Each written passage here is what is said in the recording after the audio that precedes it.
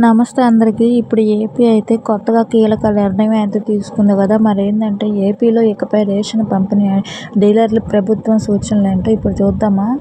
ఏపీలో రేషన్ పంపిణీ స్వరూపం మారబోతుందండి. ఇప్పటి వరకు రేషన్ వాహనాల ద్వారా పంపిణీ చేస్తున్న సరుకుల్ని ఇకపై పాత విధానంలో రేషన్ షాపుల ద్వారానే పంపిణీ చేయబోతున్నారు. జూన్ 1 నుంచి కొత్త విధానం అమల్లోకి రాబోతుంది. మరి ఈ నేపథ్యంలో ఎలాంటి ఇబ్బందులు లేకుండా ప్రభుత్వం ముందు జాగ్రత్త చర్యలు తీసుకుంటుంది. అలాగే రేషన్ డీలర్లకు కూడా రేషన్ ఎలా పంపిణీ చేయాలో ప్రభుత్వం పలు సూచనలు చేస్తుంది. మరి ప్రజా పంపిణీ వ్యవస్థలో ఎలాంటి అవకతవకలు ఆస్కారం లేకుండా ఉండేందుకు ప్రభుత్వం రేషన్ దుకాణాల ద్వారా సరుకులు పంపిణీ చేయబోతుంది. మరి పౌర సరఫరాల శాఖ మంత్రి నాదెండ్ల మనోహర్ గారు ఇవాళ పేర్కొన్నారన్నమాట. విజయవాడలో ఇవాళ మంత్రి నాదెండ్ల మనోహర్ అన్ని జిల్లాల కలెక్టర్, జిల్లా సరఫరా అధికారులతో వీడియో కాన్ఫరెన్స్ ద్వారా రేషన్ పంపిణీలపై సమీక్ష నిర్వహించారు.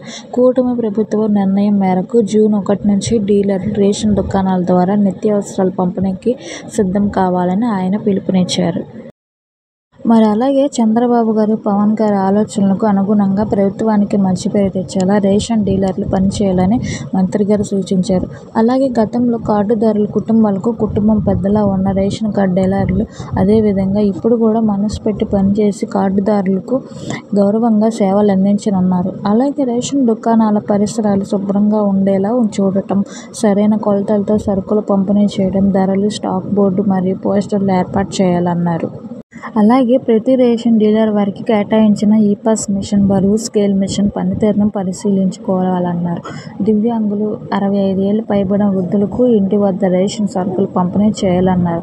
ప్రతి నెల 1వ తేదీ నుంచి 15వ తేదీ వరకు ఆదివారాల్లో సైతం సరుకులు పంపిణీ పూర్తి చేయాలన్నారు. ప్రతి నెల 1వ తేదీ నుంచి 5వ తేదీలోపు దివ్యాంగులు, 65 ఏళ్లు పైబడిన వృద్ధులకు ఇంటి వద్దనే రేషన్ సరుకులు పంపిణీ చేసేందుకు చూపాలన్నారు. అలాగే వాట్సాప్ గ్రూపుల ద్వారా ఎప్పటికప్పుడు సమాచారం అందిస్తూ కార్డుదారులకు ఎలాంటి ఇబ్బంది లేకుండా చూడాలన్నారు. ఒకవేళ ఎప్పుడైనా సాంకేతిక సమస్యలు ఎదురైనా సరే కార్డుదారులకు ఇబ్బంది లేకుండా ప్రయత్న మార్గాల ద్వారా సరుకులు పంపిణీ చేయాల్సిందన్నారు.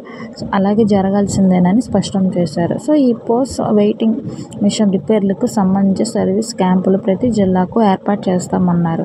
వీటిని సద్వినియోగం చేసుకుంటూ రేషన్ దుకాణాల ద్వారా సరుకులు పంపిణీకి ఉండాలని మంత్రి గారు సూచించారు. మరి ఇన్ఫర్మేషన్ మీకు నచ్చితే లైక్ చేసి సబ్స్క్రైబ్ చేయని వాళ్ళు సబ్స్క్రైబ్ చేసుకోండి. వీడియో ఎలా అనిపించింది ఏంటనేది కామెంట్ చేయండి.